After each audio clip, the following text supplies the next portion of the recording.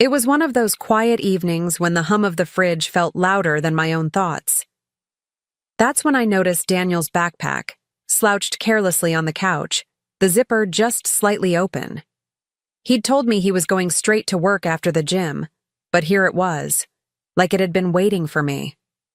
I told myself I was only going to grab my charger, nothing more. But there was this knot in my stomach, that whispering, uneasy voice that always shows up when something's off. My fingers hovered over the zipper, my heart thudding faster than it had any reason to. I pulled the zipper open, and his cologne drifted up, but there was something else beneath it, something faint, unfamiliar. My eyes landed on a makeup compact, the kind I've never owned, tucked neatly in a small cosmetic kit. Right next to it was a sealed pack of condoms. My breath caught, and for a moment, everything went quiet, like the air had been sucked out of the room. My hands started to shake, so I grabbed the edge of the couch, trying to steady myself. We hadn't been intimate in weeks, not because I didn't want to, but because he'd been too tired or too busy. And now, under the soft yellow light of our living room, all those excuses lined up like they'd been rehearsed. I didn't scream. I didn't cry. That's not me. Instead, this strange, icy calm took over.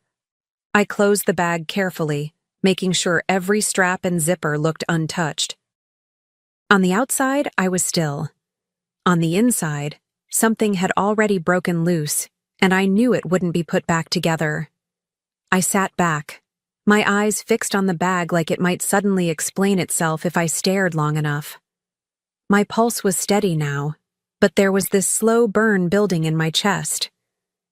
I thought about the last few weeks, how he'd come home later and later, claiming a last-minute shift or helping a friend with something urgent.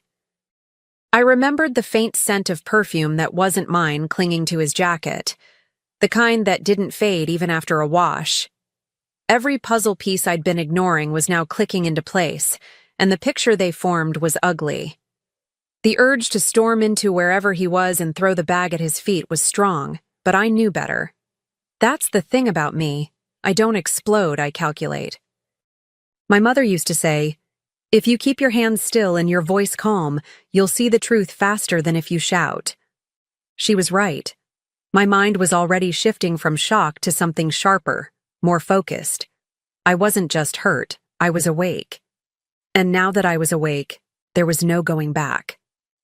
I pushed the bag away from me and stood up, feeling the coolness of the hardwood floor under my bare feet. The apartment looked exactly the same as it had an hour ago, but it didn't feel like mine anymore. It felt like a stage set, and I'd just found the prop that would change the entire play. I walked to the kitchen, poured myself a glass of water, and forced a slow sip. I didn't need answers from him tonight. What I needed was time, and the right moment to use what I now knew. I carried the glass of water back to the couch and sat where his bag had been, as if claiming the spot for myself.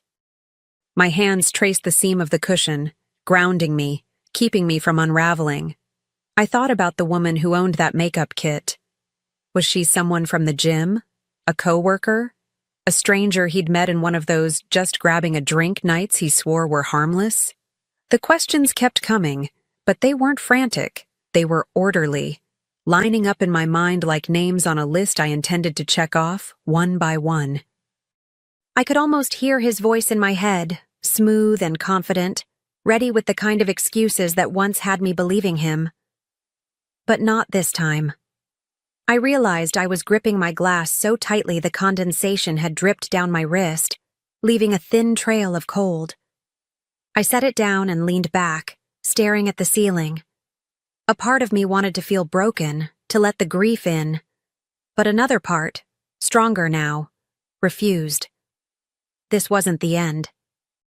It was the beginning of something else, something I'd control. By the time I stood again, the decision was made. I wouldn't confront him tonight. I wouldn't give him the satisfaction of seeing me wounded or angry. He'd walk through that door thinking life was the same, unaware that the ground under his feet had already shifted. And when the time was right, I'd make sure he felt it crumble. The next morning, I woke up before my alarm, the kind of alertness that comes when your mind refuses to rest. Daniel was already gone, off to the gym, according to the note he'd left on the counter. I stood there staring at his handwriting, the loops and slants suddenly looking like lies inked onto paper. I poured myself coffee, each sip sharp and grounding, while my thoughts began arranging themselves like a map. This wasn't just about a makeup kit and condoms. This was about a pattern I'd been too willing to ignore. Memories started surfacing, the late nights, the faint traces of perfume, the way his phone always seemed to be face down on the table.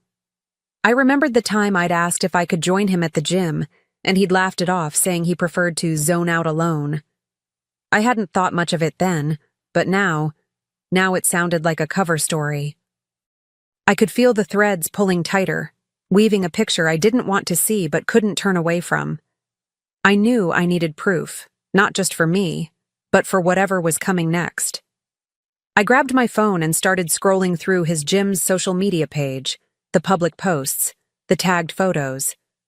That's when I saw it, Daniel in the background of someone else's picture, laughing, leaning in just a little too close. The woman's smile was wide, her hand resting on his arm like it belonged there. And on the counter beside her, the exact same makeup brand I'd found in his bag. I zoomed in on the photo until the pixels blurred, but the details I needed were crystal clear. The compact, the lipstick shade, even the faint pattern on her gym bag. It all matched. My pulse didn't race this time. Instead, a strange calm settled over me. I took a screenshot, then another, making sure to save them somewhere he couldn't find. If there was one thing I'd learned from watching people get caught, it was that timing and evidence mattered more than raw emotion. The more I looked at her profile, the more pieces slid into place.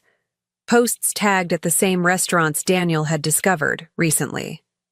A picture from a night I remembered him coming home late, smelling faintly sweet, not like sweat from the gym. My stomach tightened, but I refused to give in to the sting of betrayal. Not yet. Every new connection only sharpened my focus. This wasn't just a suspicion anymore. It was becoming a case file in my head. I leaned back, scrolling slowly, almost methodically, as if I were peeling away layers of their little secret. I wasn't rushing, because I wasn't going to confront him empty-handed. No.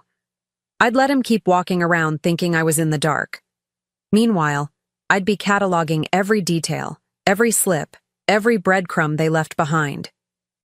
And when the time came, the truth would be undeniable. By the time I closed my phone, I had a folder full of evidence, photos of his bag, screenshots from her profile, dates and times neatly tucked away in my notes. It was strange how methodical I felt. No tears, no shaking hands, just this steady, deliberate rhythm in my chest. I wasn't reacting. I was building something. Every little detail was a brick, and I was quietly constructing the wall that would eventually corner him in. I thought back to the early days with Daniel, when I believed every word he said without hesitation. Back then, I would have confronted him immediately, desperate for answers. But now? I understood the value of silence. Silence was power. It gave me space to think, to plan, to decide exactly how I wanted this to end. And I already knew. It wasn't going to be private. It wasn't going to be quiet. I sat there in the soft light of the kitchen, sipping the last of my now cold coffee, and felt something shift inside me. I wasn't just a girlfriend who'd been lied to. I was a woman who'd just been handed the script, and I was rewriting the ending. He didn't know it yet, but the game had already started. The decision to wait wasn't easy, but it was the smartest move I could make. If I confronted him now, he'd twist it, spin some half-believable story, and walk away thinking he'd dodged a bullet. I wanted more than an argument. I wanted a moment so sharp, so undeniable, that it would slice through every lie he'd ever told me. That meant I had to play along. Keep the smile, keep the routine, keep him blind to the fact that I'd already seen behind the curtain. That night, I slipped the makeup kit and the condoms back into his bag exactly as I'd found them. Every strap, every zipper, every angle was just as before. It was almost like putting a snake back into a box, knowing it would slither out again when it thought no one was looking. My hands were steady this time. No hesitation. The evidence wasn't going anywhere. It would be right there when I needed it most. Over dinner, I acted as if nothing had changed. I laughed at his stories, asked about his day, even reached across the table to touch his hand. He didn't notice the subtle difference in my gaze, the way I was memorizing him, storing away the way he looked when he thought he was winning. He had no idea I was already setting the stage for his downfall, piece by careful piece. The plan came to me while I was washing dishes, the warm water running over my hands as my mind pieced it together. If I wanted the truth to explode in his face, it couldn't just be between us. It needed an audience. I pictured him, caught in the glare of other people's eyes, scrambling for words while I stood there, calm and untouchable. That's when I decided on the surprise dinner. A celebration he wouldn't see coming, one that would burn his perfect little double life to the ground. I started with mutual friends, slipping the invitations into casual conversations, making it sound like a sweet, spontaneous gesture. Then I added a few of his colleagues, people whose respect he valued far too much. And for the final touch, I created a fake account. It didn't take much to find her, the woman from the gym, and send her a friendly, fabricated message. Big surprise for Daniel tonight. He's going to love it. I could almost hear the excitement in her imagined reply. By the end of the week, the guest list was complete, and the date was set. The restaurant was one of our favorites, a place layered with memories he'd now wish he could erase. I could already see it in my mind. The moment she walked in, expecting something entirely different, and the instant Daniel realized the walls were closing in. That thought alone made me sleep better than I had in days. In the days leading up to it, I played my part flawlessly. I texted him sweet reminders about the dinner, made light conversation about what he might wear, even joked that I had a little surprise planned. Watching him smile at me, completely unaware, was almost intoxicating. He thought he was the one keeping secrets, but the truth was, I was letting him dig his own grave one casual word at a time. Behind the scenes, I confirmed every detail with the restaurant, table for 12, near the center, where nothing could be hidden. I arranged for the photos I'd taken of his bag to be printed on thick, glossy paper. I wanted them to be tangible, undeniable, something that would sit heavy in the hands of anyone who saw them. This wasn't about rage anymore. It was about precision. The night before the dinner, I stood in front of the mirror, looking at myself differently. I wasn't just Lara, the girlfriend who'd been lied to. I was the woman who was about to turn his perfectly crafted life inside out. And the best part? He would have no idea until the moment it happened, right there under the warm glow of the restaurant lights. The night of the dinner I arrived early, my heels clicking softly against the tiled floor as the maitre d' led me to the table.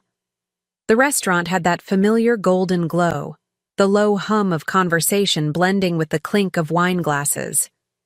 It was the perfect backdrop, warm, inviting, completely unaware of the storm about to break. I smoothed my dress, not out of nerves, but to anchor myself in the moment. Every step of this night had been planned, and now, all I had to do was let it unfold. One by one, the guests arrived, friends greeting me with hugs, colleagues offering polite smiles. I played the gracious host, my laugh easy, my tone light. And then Daniel walked in, his face lighting up when he saw the familiar faces. He kissed my cheek, whispered something about me being too sweet, and pulled out a chair. He still thought this was about him. In a way, it was, but not the way he imagined. I kept an eye on the door, my pulse steady but alert. When she walked in, she had that certain sparkle, like someone who'd been promised something special. Her hair was freshly styled, her dress deliberate, her smile aimed directly at him. Daniel froze mid-sentence, the air between them thick enough to feel. And that was my cue to stand. I stepped toward her with the kind of smile you use when meeting someone you've heard so much about. "You must be the owner of the makeup and condoms I found in his bag," I said, my voice smooth, almost conversational. The words hung in the air like smoke, drifting over the table before anyone could react. Conversations died instantly, the clink of silverware silenced. Every pair of eyes swung between me, Daniel, and her. Her smile faltered first, confusion flashing into recognition. Daniel's jaw tightened, the muscles in his face twitching like he was searching for a script and finding nothing. He opened his mouth, but I was faster. I reached into my bag and laid the glossy photos on the center of the table, each one deliberate, each one facing outward so everyone could see. Gasps rippled across the room. A few people leaned forward, others leaned back, as if physical distance could save them from the discomfort. I didn't raise my voice. I didn't need to. The truth was loud enough on its own.